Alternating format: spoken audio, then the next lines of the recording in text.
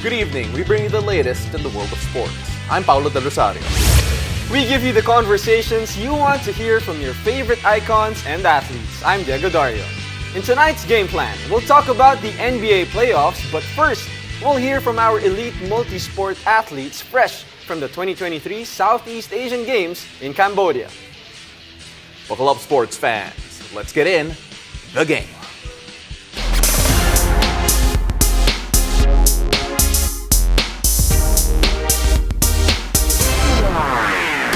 Now, our Filipino multisport athletes are still the best of the best in Southeast Asia, as the country continues to defend the gold in duathlon and triathlon events in the 2023 Southeast Asian Games. Joining us now are gold medalists Mang Robang and Verge. Congratulations! Welcome Congrats, to the game. Guys, congratulations. As someone who also did come from Cambodia. Welcome back, by the way, Pao. Thank you very much. Thank you so much. It is so cold here compared to what you guys went through.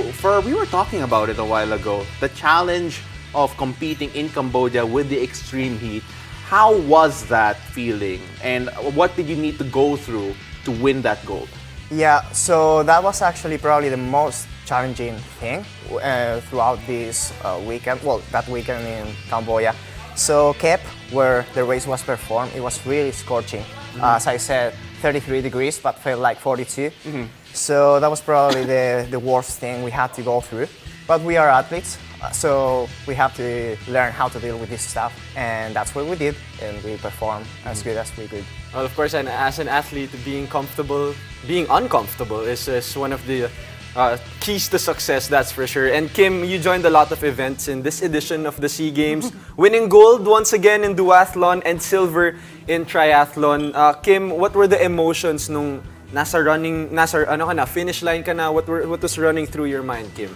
Actually, when I got the gold in duathlon, I was really happy and scared because I was really tired after duathlon. And I talked to my coach after duathlon and said, I don't think I can do the triathlon the next day. And then my coach was like, no, you need to do it. We need to do it. So, yeah, we are athletes, so we need to do what's the plan is. So, I'm just curious, ano yung ginawa mo nun? In less than 24 hours, you had to do a triathlon after winning a duathlon gold.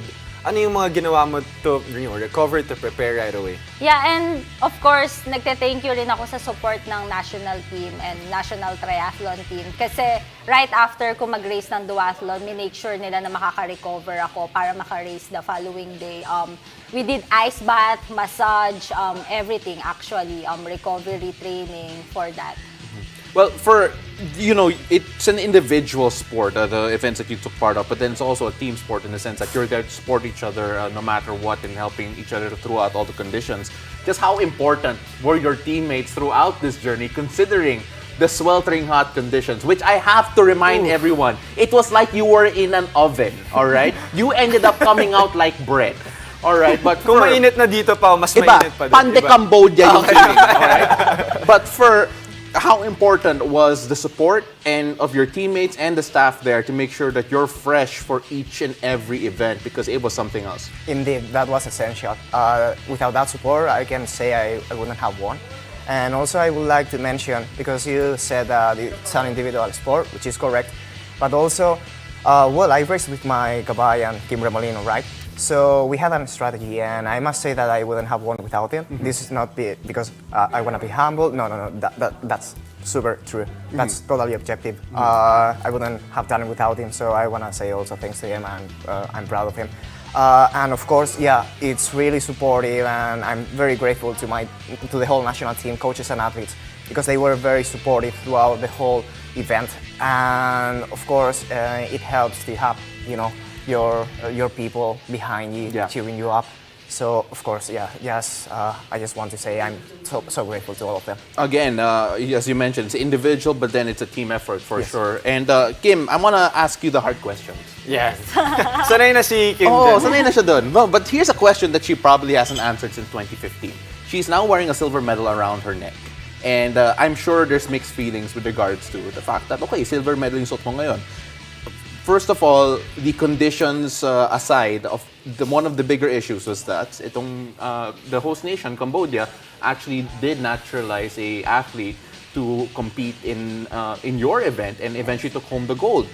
First of all, how did you react to yung news na yun? And how were you able to kind of really get ready for that type of challenge? Yeah, at first, medyo late ko na siya nalaman. I mean, 2 weeks before SEA Games ko lang siya nalaman. And nagulat kami, and actually na-flutter ako kasi kailangan nilang i-pull yon just to get the gold medal. I mean, matagal lang nasa Philippines yung gold medal for triathlon. And for me, nakakatuwa lang na ganun nila kagusto manalo rin ng gold. And nakakatuwa rin na kaya rin ng, I mean, gusto nilang i-up yung game ng SEA Games. And for next SEA Games, I'm sure mas madami pang mangyayari. And again, your first silver since 2015, you talk about the next SEA Games already. How much of a fuel is that? I-display mo ba yan prominently sa bahay mo? No? Ito yung silver na nakuha ko sa Cambodia and what's gonna happen next? Yeah, parang reminder siya sa akin na, well, we silver tayo in triathlon ngayon and we can get the gold for next SEA Games again. And I'm sure makukuha ulit yun ng Philippines. I mean, we're well known for excelling in this sport and multi-sport. For you, it's the 5th straight for the Philippines. Of course, Nico Welgas got it in 2015 and 2017, and John Chicano at 2019. What does it take to maintain this kind of level in this sport, Fer? It's a lot of pressure. You have to be very disciplined, not only on the race but also throughout the 2 years gap that there's between SEA Games. And also, well, you have the whole country on your back, right? They all want you to win, and that's too much pressure. But as I said, we are athletes. We have to deal with this stuff, right? Yeah. And of course, I knew that it was gonna be worth it once I hold my gold medal, and it's an honor to represent my country. Of course, I'm very proud, and my family as well. I wanna say also thank you to my squad, the Next Step Try, who have been supporting me so far, and my sponsors. And so yeah, it's very stressing sometimes. Yeah. But at the end, I would say it's worth it. Yeah. Right. I mean, personally, as an athlete, when we prepare for some events, you kind of plan your training, you program your training in terms of, when you should peak. And I'm kind of interested and curious, how does that work for you guys performing in duathlons and triathlons in just a short amount of time? Yeah, that's a good question. So we did a preparation, in my case, for example, and I think Kim as well. 2 weeks before the event, we did a duathlon simulation. Then the next day, the triathlon simulation, because that's what happened in SEA Games, right? And then on the race day, I must say I struggled more than I thought. Because in duathlon, I didn't even get podium. So I was a bit frustrated, but at the same time satisfied because I did my best, and I knew it was actually like it fueled me more to achieve that gold medal the next day in triathlon. And thank God I did. And then, but I was really exhausted. Sobrang pagod. Napatagalog si Fer. Ganun ka pagod. Kapagod. Yeah, I'm gonna include some words. There you go. Yeah. So, I was even exhausted before the race because I have exactly 25 hours rest between the duathlon and the triathlon event. So, well, I also counted with some support like ice bath, PT therapies. I want to say also thanks to Coach Paps, who is probably watching right now. Thank you so much, Coach. And so, I knew I was gonna empty the tank, and that's what I did. I bonked after crossing the finish line. Actually, on the last 200 meters, I didn't even know if I was gonna make it. Yeah. Because I was about to pass out. But well, it was worth it, as I said. Fer, I just want to say this is not a dream. You did not pass out. I did after the race. Still here. You're still here. But Kim, obviously a lot of people are now wondering. I can't ask as an athlete because hindi man ako atleta eh. I'm a professional watcher of the games. But when can we see you next? What's up for you next in terms of your international journey? And of course, same for you, but Kim first. Actually, we're leaving on Friday. We're doing Asian Cup in Japan. And actually, we're doing like races abroad to like get points for Olympics. Yeah. So, And Asian Games, will we see you there? yes, we will do Asian Games in September. Same schedule? Yeah, I'm lucky to share some races with Kim. Yeah, the first one is this coming weekend in Okay. Osaka, in Japan. Then we'll go to Europe, and I'm gonna stay in Spain. I think you're gonna stay in France, right? Yes, I'm gonna stay. But still, we are gonna share some races, like once in Morocco in July, and a few World Cups, if it's possible, in Spain, also in Valencia. All right. And that's just to prepare, well, to get points for the international ranking for the Olympic Games, and also, well, to prepare to be ready for Asian Games. Well, you'll be in Spain, you'll be in France, you'll be in Mandaluyong. We'll be here, I yeah. will be in around Muntinlupa City. For Kim, again, thank you very much. Thank you very much for all the effort and bringing home the golds to the Philippines once more. We really appreciate it, and we can't wait to see you racing again and to see more golds around your neck. Thanks sure. and congrats, Thank you. guys. Salamat. Thank you. And after the break, we'll take a look at what could be a historic NBA Conference Finals both in the Eastern and Western Conference. Stay tuned. You're watching The Game.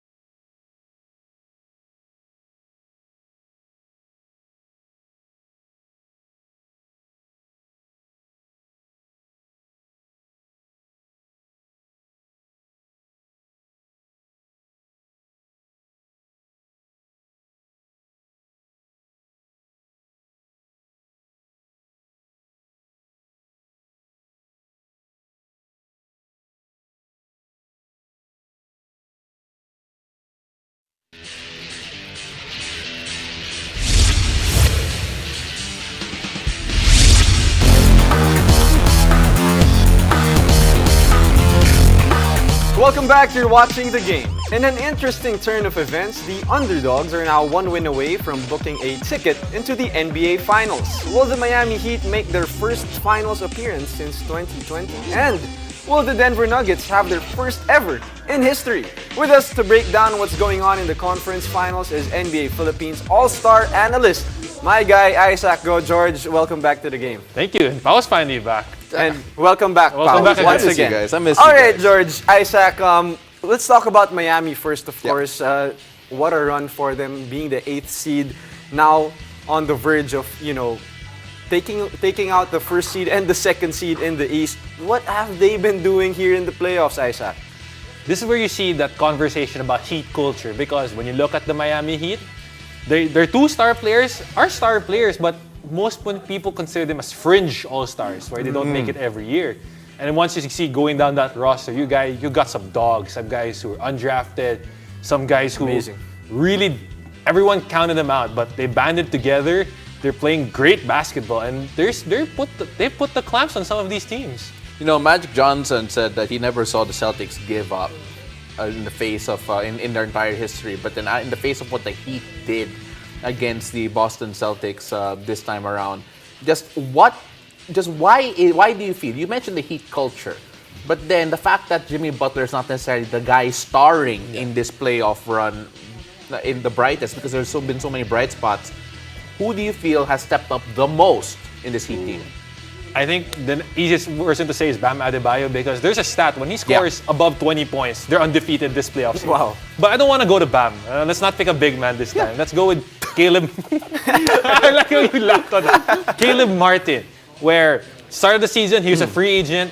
It took a call from J. Cole to the Miami Heat organization, like, hey, my guy's a free agent. And look at him now. He's starring in his role in the Miami Heat, where he's coming up big off the bench. So listen to hip-hop artists. Yep, that's for sure. That's one probably tip for all basketball players out there. But, when you talk about the Heat, Jimmy Butler, you got to talk about him really quickly right here, because we'll dive into him later. Yeah.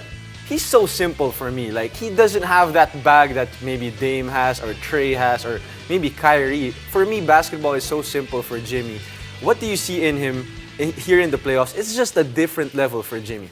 The dog. I know it's the dog. The dog. Right? You see the dog in it. It's the dog in it. You just see really that as basketball players, we always want to expand our skills. We want to do a lot of things, but he keeps it simple. He knows his spots, he gets to his spots, and he just reads the defense. It just shows that he's mature, and this is going to help him, because in the bubble, you saw that he ran out of steam late, and he was gassed. Now, he's able to preserve his legs a little bit. Maybe if they make it to the NBA Finals, that now he's a fresh Jimmy Butler.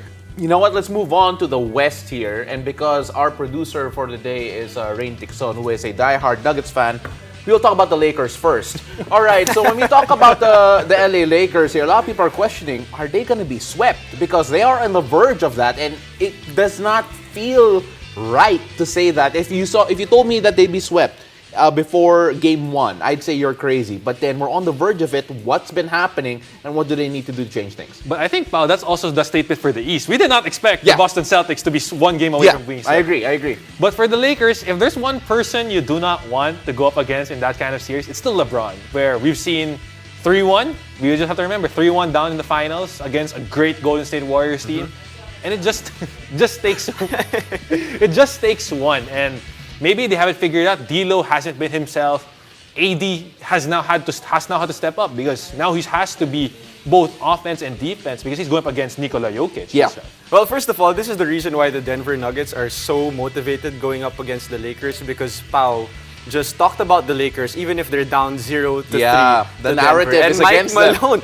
Mike Malone just used that to motivate his players. But this Denver Nuggets team, Isaac, well-oiled machine in the playoffs. And I think this is where we might see that the two coaches who have veteran experience are the ones winning, because both Darvin Ham and Joe Mazzulla, first-time head coaches. Yes. Right. And you see that Nuggets team where a lot of the guys were drafted by the organization, a lot of them were developed by them. And even you heard the story of Jamal Murray, where he made the phone call like, am I going to get traded? And they said, no, we will double down on you. This is when he got injured. He got injured. And they found good vets. Jeff Green, top of mind. And this Aaron Gordon. They find complementary pieces to that roster. Yeah, you take a look at what they've been doing, and the roster just has been clicking, not necessarily all the star power like an LA has. Agreed. But then, speaking about a star that we don't talk about enough, in fact, we don't talk about him enough that in our last segment today, we're not going to focus on him. Nikola Jokic. Nikola Jokic has been averaging a triple-double here. Wow. And he has been, again, the driving force, the guy for Denver. It's not surprising anymore that we're talking about him in such high esteem. I think he's pissed off that he didn't get his third MVP in a row. Probably, or he does not care. Or he doesn't care. It's one of the, as you said, it's one of the two. But you just see that how he's now paving the way for these players that you don't have to be the most athletic. Right. You don't have to be the most highlight reel guy. You just have to play smart basketball, have good skill, and just read the game. Play like Isaac Go. I mean, Nikola Jokic. That's the way to go about it. But then we talk about Nikola Jokic and the effort that he's been putting up here. And you talk about the fact that Denver, it's not necessarily talked about prior to this, but then more people are concentrating on the Lakers' failure. Do you think if they make it into the finals, they'll still hold that underdog tag against a potential matchup with the Miami Heat? Mahirap because it's two underdog teams, but this Denver team, I think, falls in the same class as your Utah Jazz team, which is I had to speak really, really good regular season teams, but seem to not get it together in the playoffs. And this might be that first year where everything just finally clicks, everything's going well for them, that they have this. They see the light at the end of the tunnel, not to the NBA Finals. It's now, do they get there, or in how many games? And I think this is also, a product of, all of them being healthy. Usually, either Jamal Murray is going to be out or MPJ is out. With the way they're playing, Denver is, Isaac, is their pace sustainable all the way up to the finals? They've been playing at a crazy pace, running up and down, trying to outrun their opponents. Maybe it's helpful that you have your home court's Denver, and that's what they Right. always say, that My life. teams do not want to fly into Denver on a back-to-back because the altitude, the weather, the temperature just kills everybody. But again, they're used to it, they're playing really well, and they remember they got some rest early on in the playoffs that might pay dividends. So it's a right now. sweep, Isaac, yes or no? No. No. No, It's not a I think the Lakers got one fight in them. This, Okay. I think LeBron can pull out that vintage game where reminds everybody. That Sumisi goes in direct right now, Lakers in 7. But I don't. it's one game at a time. For the Lakers fans out there, one game at a time. Well, let's see. Of course, a lot more to talk about in regards to that. And after the break, let's talk about the players who have been performing their best in the most crucial point of the NBA season. Stay tuned. You're watching The Game.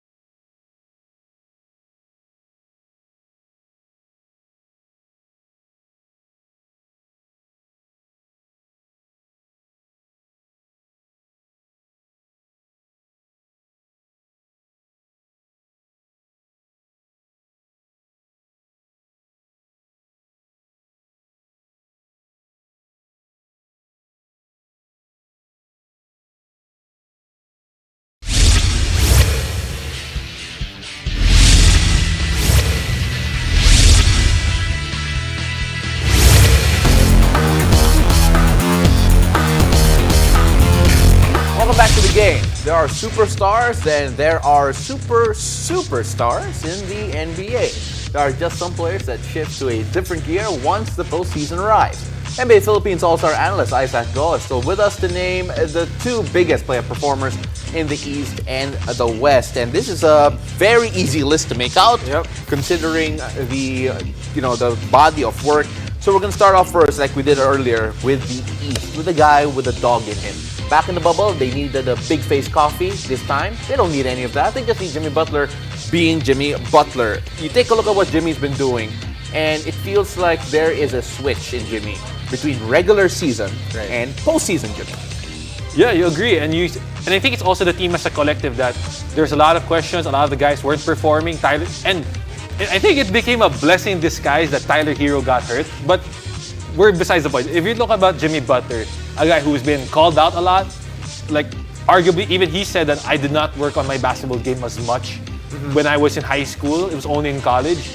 And you just the odds were stacked against him, where he first joined a Bulls team that was really, really good, then moved to Minnesota, moved to Philly, finally found a home in Miami, who is not telling him to change. They're not telling him to shoot threes. They're not telling him to change his game. They're telling him to be him. That's why everyone's calling Jimmy Butler. Jimmy Butler, I like that. But then, when you talk about Jimmy, Isaac, such a perfect fit to this Heat culture. Spo actually said, he banks on the strengths of his players and doesn't try to show the weakness. And with Jimmy, it doesn't seem like he has a weakness. Defense, offense, trying to be a leader for this Heat team. Scoring is one thing also for Jimmy, Isaac, but the timing of all his points, just a huge difference when it comes to the playoffs. I think his only weakness is an inconsistent three-point shot, where remember last year he was one shot away from beating Boston, going to the NBA Finals. But he doesn't need to do that. That's why he has Max Strus, Gabe Vincent, even Duncan Robinson, who everybody probably didn't want to talk about early in the year, is now had 20 a while ago, is playing really well. So it's just him really understanding his teammates' strengths and playing around them. We'll now move on to the West here, where Jamal Murray has been lighting it on fire. We're going to talk about Nikola Jokic, but then we have to give our flowers to Jamal Murray, who remember, coming off a couple of ACL injuries, and I'm sure you could relate to the fact that the road back is so difficult. Just how happy are you to see Jamal Murray performing the way that he's performing, considering the injury worries that he had to overcome? And not only that, I think the injury with the state of the NBA, in the state of medicine right now, ACL injuries are quick to come back from. But it's more of the mental fatigue that he said that he was afraid of getting traded, because in the NBA, you know that if you get hurt, the phone call, someone can call like, hey, we want Jamal Murray, or the organization saying, we're shipping Jamal Murray. But him having the trust, that I think that's why he's playing so well. There was that trust in him. There was the timetable of his return was, I think they gave him a proper roadmap to it, that we're gonna build you up slowly. Because let's be real, at the start of the year, he was not good. At the start of the year, he was missing a lot of shots. He looked terrible at stretches, but it was all part of the plan to get him healthy for this point. And that's what the rule for all basketball players, man. It's keep the main thing, and look at the bigger picture. Don't rush the process, that's for sure. And when you see Jamal, why is he so effective here in the playoffs? In the bubble, if you remember, in the playoffs also, he's playing at the same level right now, Isaac. It's nightmares for Paolo right now. But He wasn't the best player in that series, but yes, go on. But it's just really him, I think, first of all, understanding that he has a great player. He's not demanding the ball from Nikola Jokic. Like, they know that this team, Nikola Jokic is the engine. I just have to be the number 2 guy. And there will be stretches where Nikola doesn't want to score. There will be stretches where he's going to sit on the bench. And have you noticed, when he's off the game, that's when Jamal takes over. Right. So Jamal is now showing that I am a great number 2 guy. Isaac, we really appreciate all of that. And of course, we're going to be talking about Denver a lot more, Rain, so don't worry about that. But Isaac, really appreciate you. Thank you for having me. Thank you, Isaac. And thank you guys for joining us. I'm Diego Dario. Catch us weeknights here on One News, One Sports, and One Sports Plus. I'm Paolo Del Rosario, and this has been The Game.